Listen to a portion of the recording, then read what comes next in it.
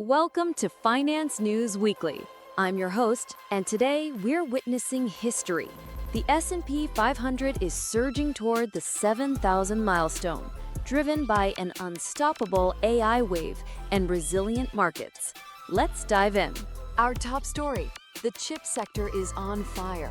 Nvidia and Micron are leading the charge as AI hardware demand continues to shatter expectations.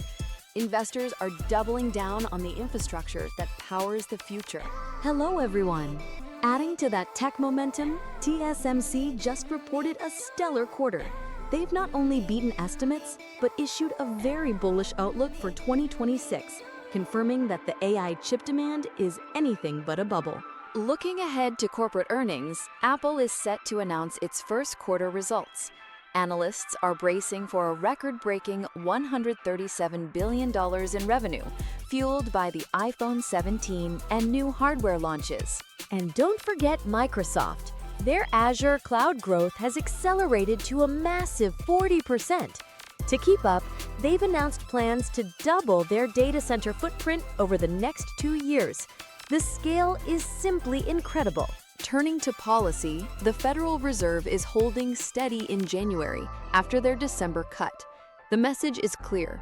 A pause is in effect as they monitor the 3.5% rate's impact on a cooling but steady economy. Globally, we're seeing divergent paths. The ECB is also holding rates, but China has moved to cut rates by 25 basis points to stimulate growth. Meanwhile, the Bank of Japan remains cautious after its December hike. Time for a market flash. The Russell 2000 has hit all-time highs as the rally spreads beyond mega-cap tech. However, December job growth was anemic, and global growth is projected at a subdued 2.6% for the year. Commodities are also making headlines. Gold has hit 3 new record highs this month, driven by safe haven demand. Some analysts are now eyeing $5,000 per ounce by the end of the year. Oil prices, on the other hand, are slipping. Rising U.S. inventories and the capture of Venezuela's Maduro are shifting supply expectations. Brent crude is currently under pressure as oversupply concerns linger for the first half of 2026. Quick check on some giants. Nvidia has received the green light to export H200 chips to China, a big win for revenue. Meanwhile, Amazon's ad business is expected to have a breakout year as Prime Video ads take off. Tesla, however, is facing some headwinds.